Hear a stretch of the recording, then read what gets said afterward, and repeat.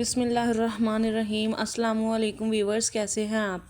آج میں آپ کے ساتھ ایک ایسی ریسیپی شیئر کرنے جا رہی ہوں جو بنانے میں بھی بہت آسان ہے اور کھانے میں تو بہت ہی مزیدار ہے۔ وہ ہے ٹنڈے گوشت۔ اکثر لوگ ٹنڈے کھانا پسند نہیں کرتے، لیکن میری اس ریسیپی کے بعد آپ انشاءاللہ تعالیٰ تینوں کو کھانا پسند ضرور کریں گے۔ ویڈیو کو آخر تک ضرور دیکھیے گا، لائک کمنٹ اینڈ شیئر کرنا مت بھولیے گا، اور کمنٹ میں اپنی رائے کا اظہار ضرور کیجیے گا، مجھے پتہ چلے کہ آپ کو میری یہ ریسیپی کیسی لگی۔ تو چلیں بنانا شروع کرتے ہیں مزیدار اور لذیذ ٹنڈے گوشت۔ پریشر کے اندر میں نے 2 گلاس پانی کے لیے ان کو تھوڑا سا گرم کر لیا، اور اب میں اس میں 3 پیاز اور لہسن اور ادرک شامل کر دوں گی، ساتھ ہی میں اس میں 3 پاؤ گوشت کے شامل کر دوں گی۔ نمک، ہلدی اور پسی ہوئی سرخ مرچ بھی ان کے ساتھ ہی شامل کر دوں گی۔ تھوڑا سا بوائل آنے کا ویٹ کریں گے۔ جب بوائل آ جائے گا تو میں اس کو تقریباً 15 منٹ تک کے لیے پریشر کر لوں گی۔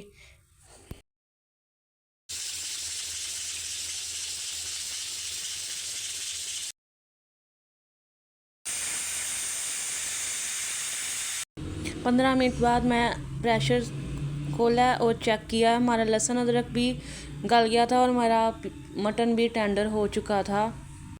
گیس کی شارٹیج کی وجہ سے میں پریشر میں بنا رہی ہوں، آپ چاہیں تو ہنڈیا میں بھی بنا سکتے ہیں۔ پانی ڈرائی ہو رہا ہے، ساتھ ہی میں نے اس میں 3 سے 4 ٹیبل اسپون دہی کے شامل کر دیے ہیں۔ دہی کا پانی خشک ہونے تک اسے مزید پکا لیں گے۔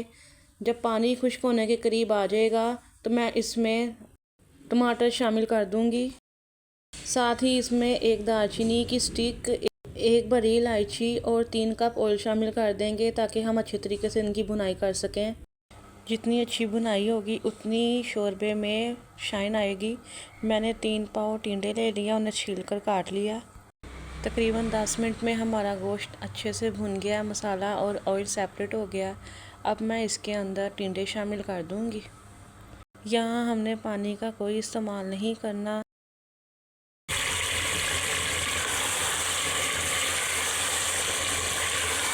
مسلسل 5 منٹ تک ٹنڈوں کو بھوننے کے بعد میں اس میں تقریباً 4 سے 5 گلاس پانی کی شامل کر دوں گی۔ جتنا ہمیں شوربہ چاہیے ہم اتنے شوربے کے لیے پانی کا استعمال کریں گے۔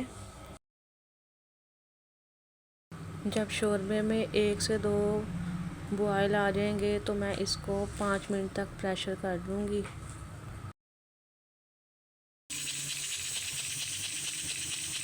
صرف 5 منٹ کے پریشر کے بعد ہمارے ٹنڈے بھی گل چکے ہیں اور ہمارا شوربہ بھی تھوڑا سا تھک ہو چکا ہے۔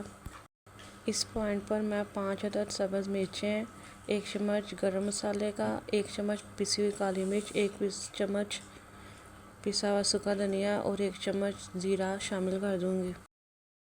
آپ اپنی مرضی کے مطابق مسالے کم یا زیادہ کر سکتے ہیں۔ کچھ مسالہ جات ایڈ کرنے کے بعد ہم اسے 1 سے 2 منٹ تک مزید پکا لیں گے۔ آخر میں اس میں تازہ سبز دھنیا شامل کر دیں گے اور چولہا بند کر کے اسے 5 منٹ تک ڈھکن سے ڈھانپ دیں گے۔ ایسا کرنے سے سالن کی رونق یعنی تری اوپر آ جائے گی اور ہمارے سالن کی رخ دوبالا ہو جائے گی۔ ایک مرتبہ آپ میری اس ریسیپی سے ٹنڈے گوشت بنا کر کھائیں اور مجھے کمنٹ میں لازمی بتائیں کہ آپ کو میری یہ ریسیپی کیسی لگی۔ اپنا بہت سارا خیال رکھیے گا، مجھے دعاؤں میں یاد رکھیے گا۔